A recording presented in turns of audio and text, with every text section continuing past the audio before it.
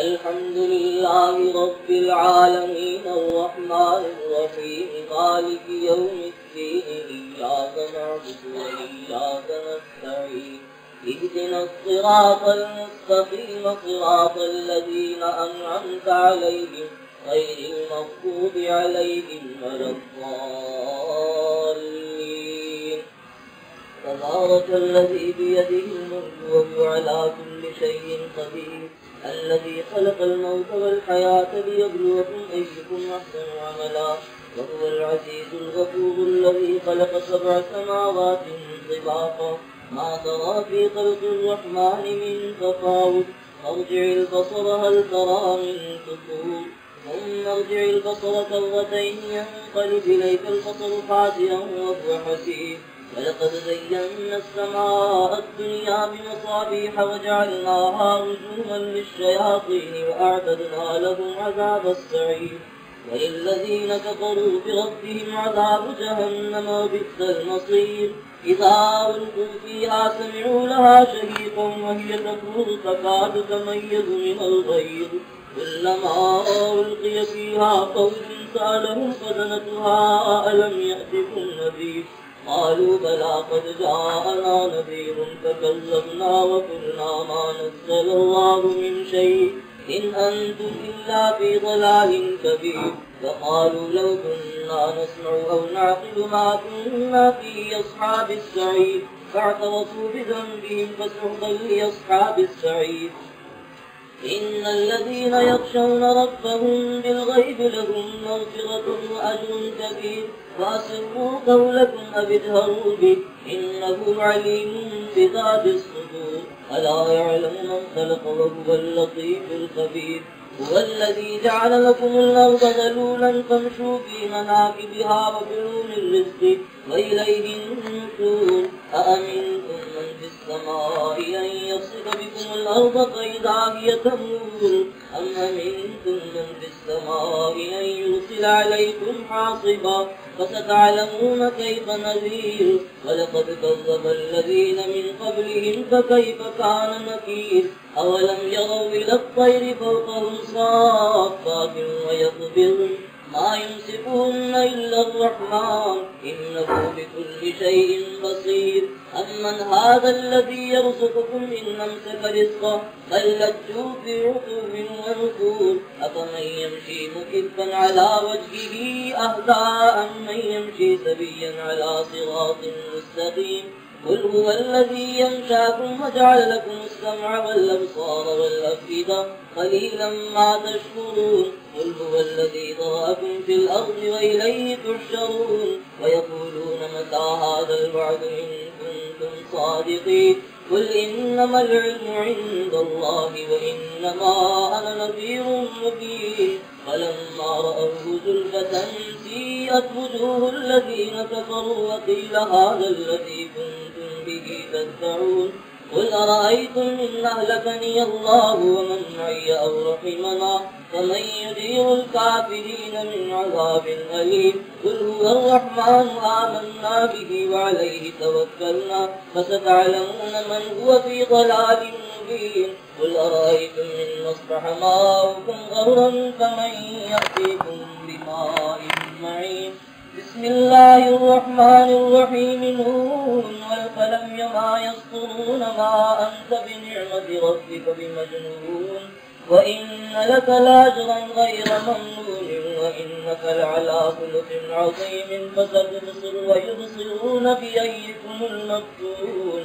إن ربك هو أعلم بمن ضل عن سبيله وهو أعلم بالمهتدين. فلا تطع المكذبين ودوا لو تدهن فيدهنون ولا تطع كل حلاف مهين هماز مشاء بنميم مناع للخير معتد أثيم عتل بعد ذلك سميم أن كان ذا مال وبنين. إذا تتلى عليه آياتنا قال أساطير الأولين سنسره على الخرطوم. إنا بلوناهم كما بلونا أصحاب الجنة إذ أقسموا ليصرمنها مصبحين ولا يستثنون. فطاف عليها طائف من ربك وهم نائمون فأصبحت كالصريم فتنادوا مصبحين أن اغدوا على حرثكم إن كنتم صارمين فانطلقوا وهم يتخافتون ألا يدخلنها اليوم عليكم مسكين وغدوا على حرث قادرين فلما رأوها قالوا إنا لضالون بل نحن محرومون قال أوسطهم ألم أقل لكم لولا تسبحون قالوا سبحان ربنا إنا كنا ظالمين فأقبل بعضهم على بعض يتلاومون قالوا يا ويلنا إنا كنا طاغين عسى ربنا أن يبدلنا خيرا منها إنا إلى ربنا راغبون كذلك العذاب والعذاب الآخرة أكبر لو كانوا يعلمون إن للمتقين عند ربهم جنات النعيم أفنجعل المسلمين كالمجرمين ما لكم كيف تحكمون أم لكم كتاب فيه تدرسون إن لكم فيه لما تطيرون أم لكم أيمان علينا بالغة إلى يوم القيامة إن لكم لما تحكمون سلهم أيهم بذلك زعيم أم لهم شركاء فليأتوا بشركائهم إن كانوا صادقين يوم يكشف عن ساق ويدعون إلى السجود فلا يستطيعون خاشعة أبصارهم ترهقهم ذلة فقد كانوا يدعون إلى السجود وهم سالمون فذرني ومن يكذب بهذا الحديث سنستدرجهم من حيث لا يعلمون وأملي لهم إن كيدي متين أم تسألهم أجرا فهم من مغرم مثقلون أم عندهم الغيب فهم يكتبون فاصبر لحكم ربك ولا تكن كصاحب الحوت إذ نادى وهو مكظوم لولا أن تداركه نعمة ربه لنبذ بالعراء وهو مذموم فاجتباه ربه فجعله من الصالحين وإن يكاد الذين كفروا ليزلقونك بأبصارهم لما سمعوا الذكر ويقولون إنه لمجنون وما هو إلا ذكر للعالمين الحاقة ما الحاقة وما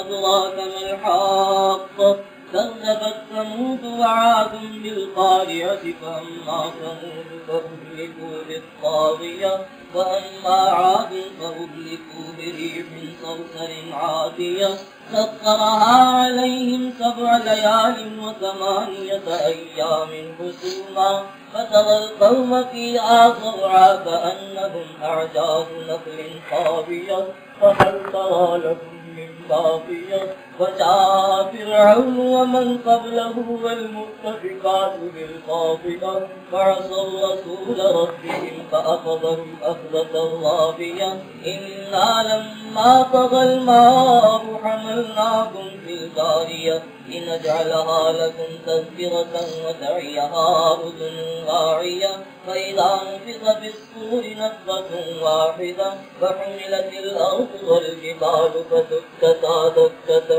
واحدة فيومئذ وقعت الواقعة وانشقت السماء فهي يومئذ واهية والملك على أرجائها ويحمل عرش ربك فوقهم يومئذ 8 يومئذ تعرضون لا تخفى منكم خافية فأما من أوتي كتابه بيمينه فيقول هاؤم اقرءوا كتابيه إني ظننت أني ملاق حسابيه فهو في عيشة راضية في جنة عالية قطوفها دانية كلوا واشربوا هنيئا بما أسلفتم في الأيام الخالية وأما من أوتي كتابه بشماله فيقول يا ليتني لم أوت كتابيه ولم أدر ما حسابيه يا ليتها كانت القاضية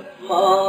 أغنى عني ماليه هلك عني سلطانيه خذوه فغلوه ثم الجحيم صلوه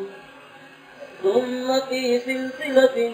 ذرعها 70 ذراعا فاسلكوه إنه كان لا يؤمن بالله العظيم ولا يحض على طعام المسكين فليس له اليوم هاهنا حميم ولا طعام إلا من غسلين لا يأكله إلا الخاطئون فلا أقسم بما تبصرون وما لا تبصرون إنه لقول رسول كريم وما هو بقول شاعر قليلا ما تؤمنون ولا بقول كاهن قليلا ما تذكرون تنزيل من رب العالمين ولو تقول علينا بعض الأقاويل لأخذنا منه باليمين ثم لقطعنا منه الوتين فما منكم من أحد عنه حاجزين وإنه لتذكرة للمتقين وإنا لنعلم أن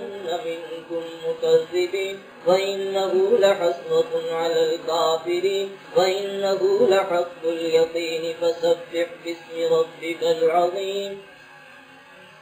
سأل سائل بعذاب واقع للكافرين ليس له دافع من الله ذي المعارف تعرج الملائكة والروح إليه في يوم كان مقداره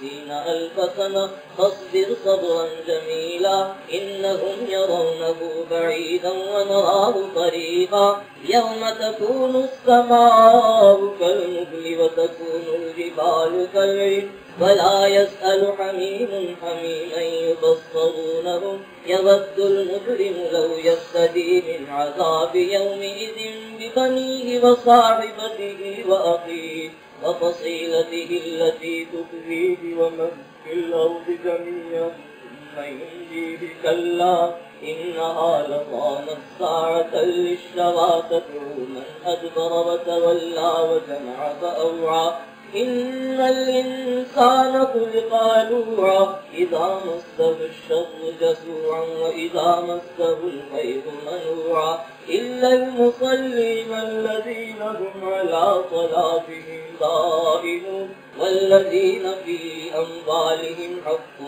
معلوم للسائل والمحروم والذين يصدقون بيوم الدين والذين هم من عذاب ربهم مشفقون إن عذاب ربهم غير مأمون والذين هم لفروجهم حافظون إلا على أزواجهم أو ما ملكت أيمانهم فإنهم غير ملومين فمن ابتغى وراء ذلك فأولئك هم العادون والذين هم لأماناتهم وعهدهم راعون والذين هم بشهاداتهم قائمون والذين هم على صلاتهم يحافظون أولئك في جنات مكرمون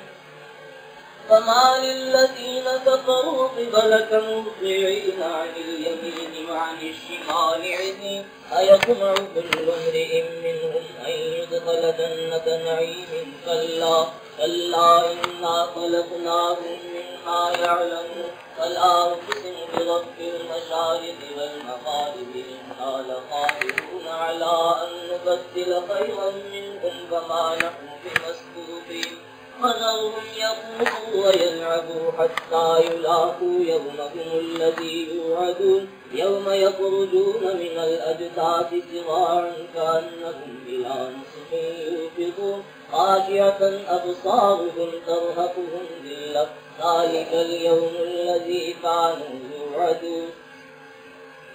إنا أرسلنا نوحا إلى قومه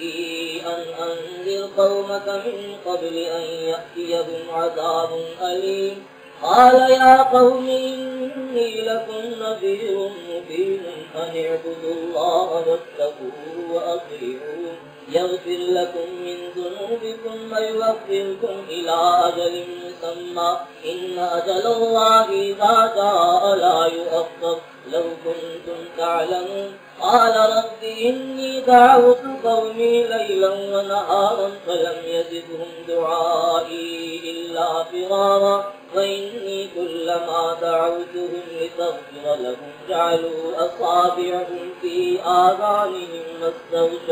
واستغشوا ثيابهم وأصروا واستكبروا استكبارا ثم إني دعوتهم جهارا ثم إني أعلنت لهم وأسررت لهم إسرارا فقلت استغفروا ربكم إنه كان غفارا يرسل السماء عليكم مدرارا ويمددكم بأموال وبنين ويجعل لكم جنات ويجعل لكم أنهارا ما لكم لا ترجون لله وقارا وقد خلقكم أطوارا ألم تروا كيف خلق الله 7 سماوات طباقا وجعل القمر فيهن نورا وجعل الشمس سراجا والله أنبتكم من الأرض نباتا ثم يعيدكم فيها ويخرجكم إخراجا والله جعل لكم الأرض بساطا لتسلكوا منها سبلا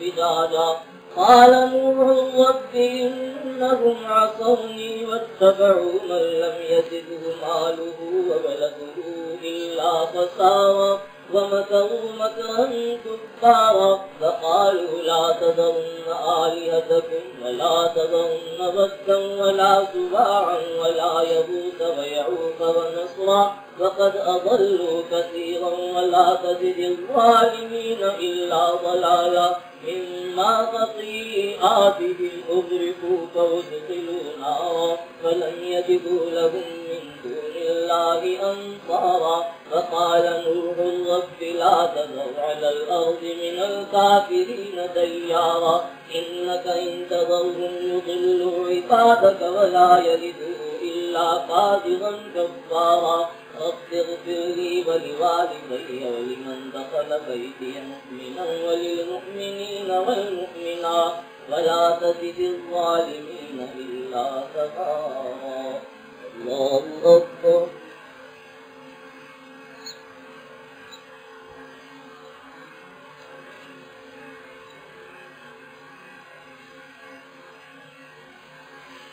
سمع الله لمن حمده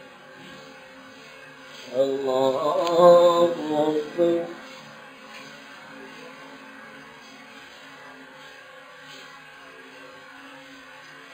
الله أكبر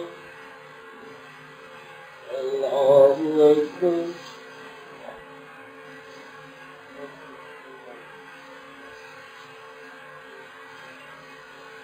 الله أكبر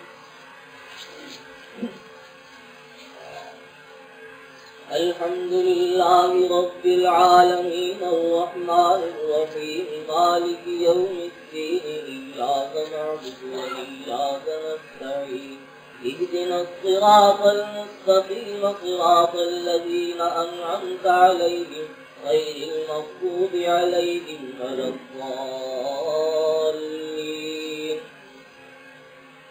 قل أوحي إلي أنه استمع نفر من الجن فقالوا إنا سمعنا قرآنا عجبا يهدي إلى الرشد فآمنا به ولن نشرك بربنا أحدا وأنه تعالى جد ربنا ما اتخذ صاحبة ولا ولدا وأنه كان يقول سفيهنا على الله شططا وأنا ظننا أن لن تقول الإنس والجن على الله كذبا وأنه كان رجال من الإنس يعوذون برجال من الجن فزادوهم رهقا وأنهم ظنوا كما ظننتم أن لن يبعث الله أحدا وأنا لمسنا السماء فوجدناها ملئت حرسا شديدا وشهبا وأنا كنا نخرج منها مقاعد للسمع فمن يستمع الآن يجد له شهابا رصدا وأنا لا ندري أشر أريد بمن في الأرض أم أراد بهم ربهم رشدا وأنا منا الصالحون ومنا دون ذلك كنا طرائق قددا وأنا ظننا أن لن نعجز الله في الأرض ولن نعجزه هربا وأنا لما سمعنا الهدى آمنا به فمن يؤمن بربه فلا يخاف بخسا ولا رهقا وأنا منا المسلمون ومنا القاسطون فمن أسلم فأولئك تحروا رشدا وأما القاسطون فكانوا لجهنم حطبا والذي استقاموا على الطريقة لأسقيناهم ماء غدقا لنفتنهم فيه ومن يعرض عن ذكر ربه يسلكه عذابا صعدا وأن المساجد لله فلا تدعوا مع الله أحدا وأنه لما قام عبد الله يدعوه كانوا يكونون عليه لبدا قل إنما أدعو ربي ولا أشرك به أحدا قل إني لا أملك لكم ضرا ولا رشدا قل إني لن يجيرني من الله أحد ولن أجد من دونه ملتحدا إلا بلاغا من الله ورسالاته ومن يعص الله ورسوله فإن له نار جهنم خالدين فيها أبدا حتى إذا رأوا ما يوعدون فسيعلمون من أضعف ناصرا وأقل عددا قل إن أدري أقريب ما توعدون أم يجعل له ربي أمدا عالم الغيب فلا يظهر على غيبه أحدا إلا من ارتضى من رسول فإنه يسلك من بين يديه ومن خلفه رصدا ليعلم أن قد أبلغوا رسالات ربهم وأحاط بما لديهم وأحصى كل شيء عددا يا أيها المزمل قم الليل إلا قليلا نصفه وانقص منه قليلا أو زد عليه ورتل القرآن ترتيلا إنا سنلقي عليك قولا ثقيلا إن ناشئة الليل هي أشد وطئا وأقوم قيلا إن لك في النهار سبحا طويلا واذكر اسم ربك وتبتل إليه تبتيلا رب المشرق والمغرب لا إله إلا هو فاتخذه وكيلا واصبر على ما يقولون واهجرهم هجرا جميلا وذرني والمكذبين أولي النعمة ومهلهم قليلا إن لدينا أنكالا وجحيما وطعاما ذا غصة وعذابا أليما يوم ترجف الأرض والجبال وكانت الجبال كثيبا مهيلا إنا أرسلنا إليكم رسولا شاهدا عليكم كما أرسلنا إلى فرعون رسولا فعصى فرعون الرسول فأخذناه أخذا وبيلا فكيف تتقون إن كفرتم يوما يجعل البلدان شيبا السماء منفطر به كان وعده مفعولا إن هذه تذكرة فمن شاء اتخذ إلى ربه سبيلا إن ربك يعلم أنك تقوم أدنى من ثلثي الليل ونصفه وثلثه وطائفة من الذين معك والله يقدر الليل والنهار علم أن لن تحصوا فتاب عليكم فاقرؤوا ما تيسر من القرآن علم أن سيكون منكم مرضى وآخرون يضربون في الأرض يبتغون من فضل الله وآخرون يقاتلون في سبيل الله فاقرؤوا ما تيسر منه وأقيموا الصلاة وآتوا الزكاة وأقرضوا الله قرضا حسنا وما تقدموا لأنفسكم من خير تجدوه عند الله هو خيرا وأعظم أجرا واستغفروا الله إن الله غفور رحيم. الله أكبر.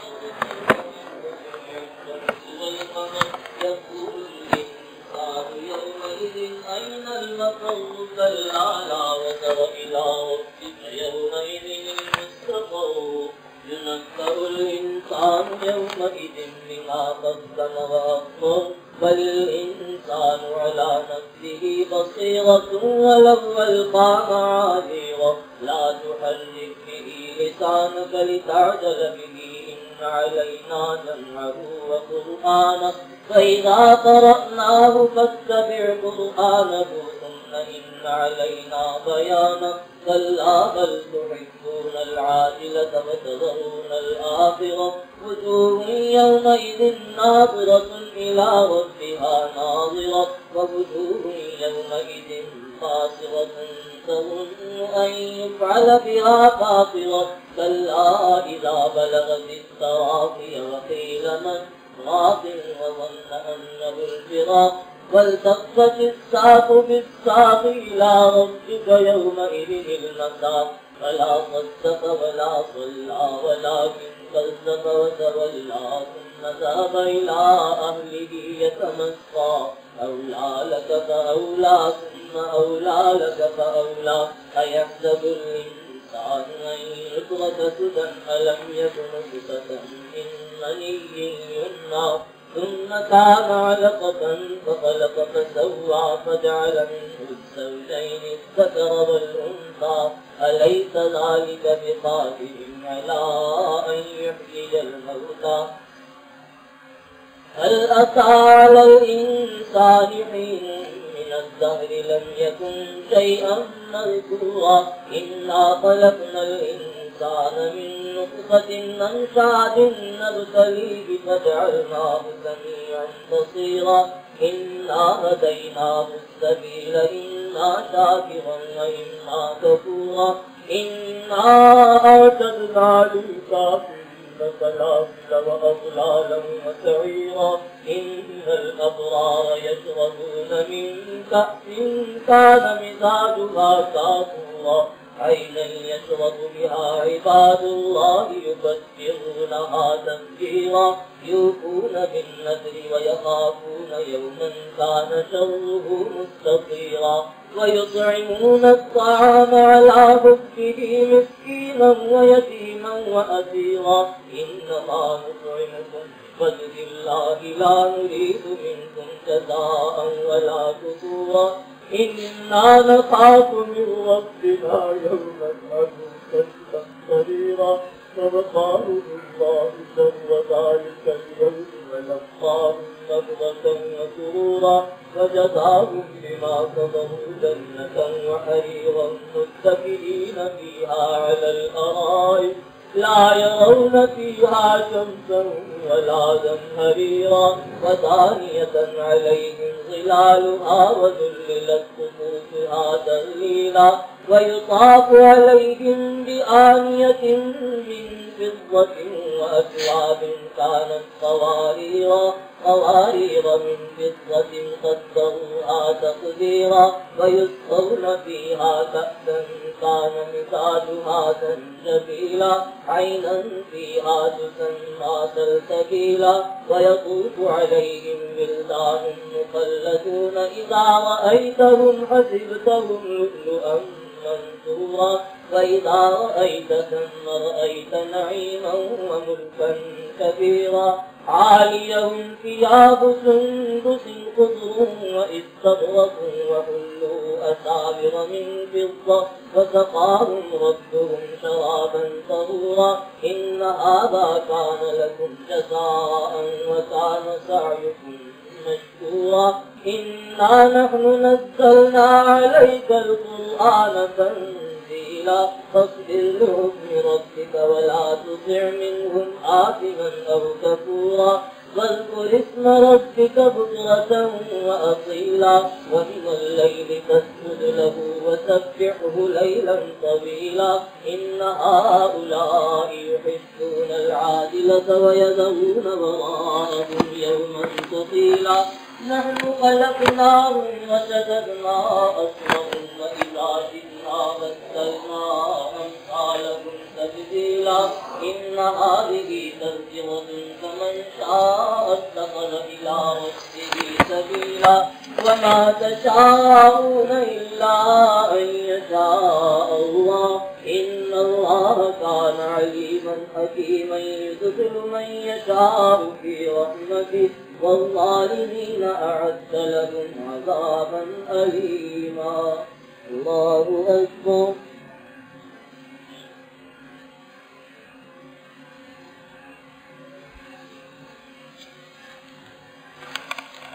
الله لمن حمده.